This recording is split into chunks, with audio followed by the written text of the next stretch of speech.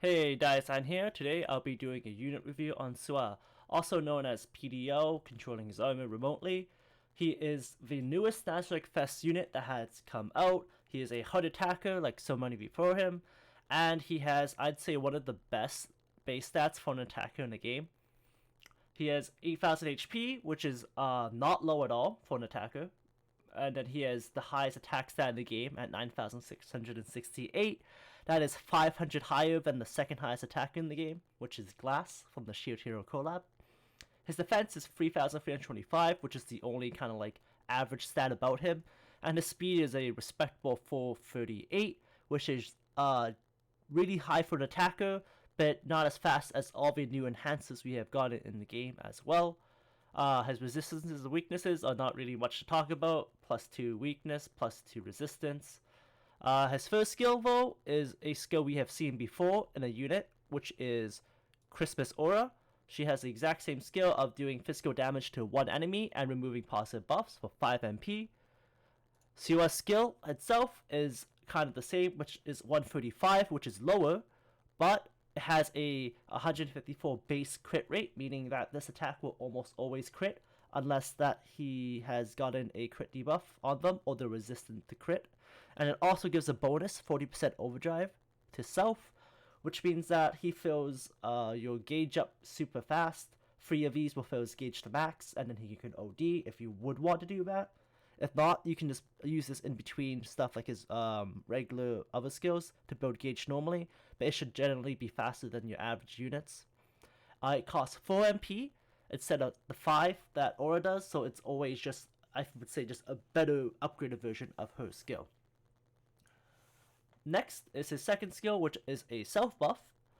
It gives 40% attack to self for 3 turns, +5 hit, and 46% crit up, which is not bad for a self-buff skill. I feel the content lately has been a lot of enemy has high evasion, enemy buffs evasion to team, and hitting them is a pin in the butt, so this helps a lot. He also has a status on his third skill, which is bleed, so having +5 to hit makes you have a lot higher chance to land it, which is nice. It also gives immunity to physical and magical for 1 stack each, kind of like Naofumi's skill, but only to himself. Really useful, because no one likes getting hit. Even though you have a tank, AoE happens a lot, so it's not a bad self-buff.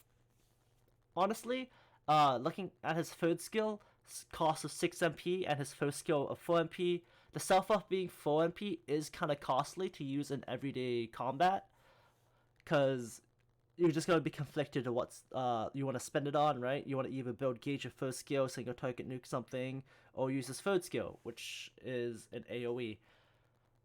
But honestly, with how good it is, you can't really ask for it to be costing anything less than 4. At least it's not 5. Anyways, his third skill is 4 hits of 39% physical damage to all enemies, with a +10% chance to stun, which is nice. 58% chance to inflict 15% bleed for 1 turn, which is also nice.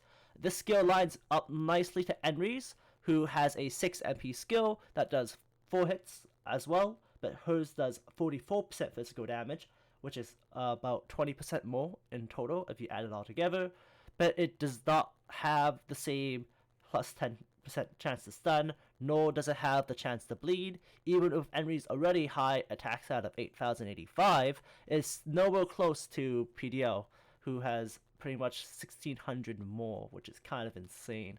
So his AoE will easily outdamage hers, and this is not even counting the factors of he has a passive that increases attack, and he also has a skill that increases attack, while Enri does not have either.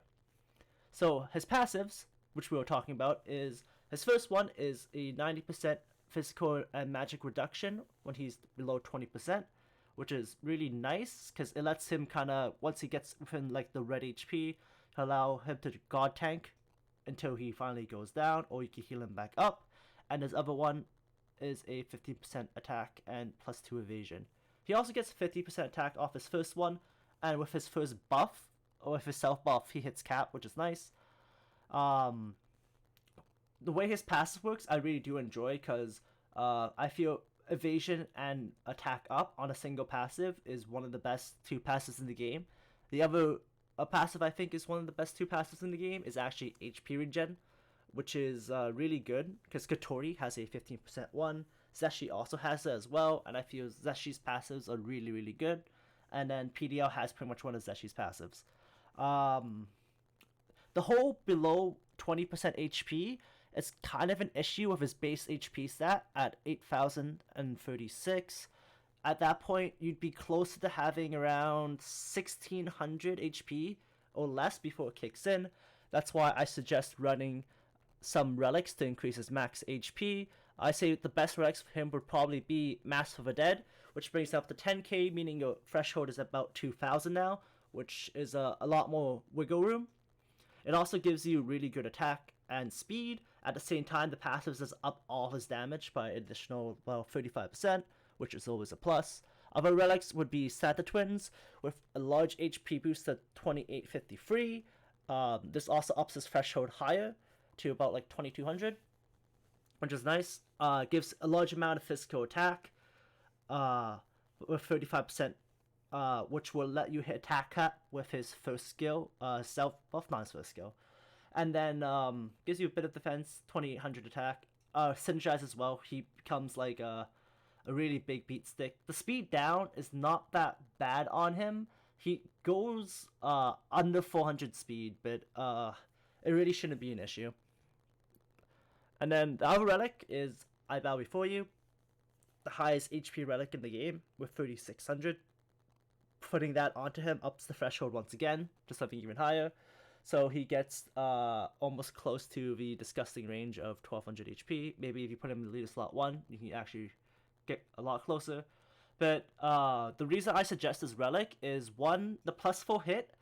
Yes, it does synergize with his bleed on his AoE, but also I'd say with the content that has been coming out, just being able to hit things is just nice, especially with all the evasion going on and the aim down on your units. Overall, his overdrive is the last thing we can look at, and it's just free hits of 67% to all enemies. And with the first skill, you could spam this kind of often, or like use it early. And I'd say he's a really good unit. Nazfest doesn't disappoint, not this time. Especially with the slew of some of the stuff we had lately, which was below average. Like if you look at some of the new Naz units after the maids, we had like Hyohoku, which is below average, Victim below average, Jinurchniv, which is like so-so, not that great. We've had Enri, which was not a bad unit at all, with some decent AoE damage and some good defensive buffs. And then we had Gazif, which I feel was a really good single target unit. But we're slowly getting, I think, the better end of Nazarick Fest units now. And I think he kind of sets the bar as, like, I feel one of the strongest units in the game. I know by the time this video comes out that his banner will be over, but he had a really bad rate of pull anyway, so hopefully just keep an eye out for him, and hopefully you end up pulling him in the future. Besides that, I would like to thank you all for watching, and see you next time.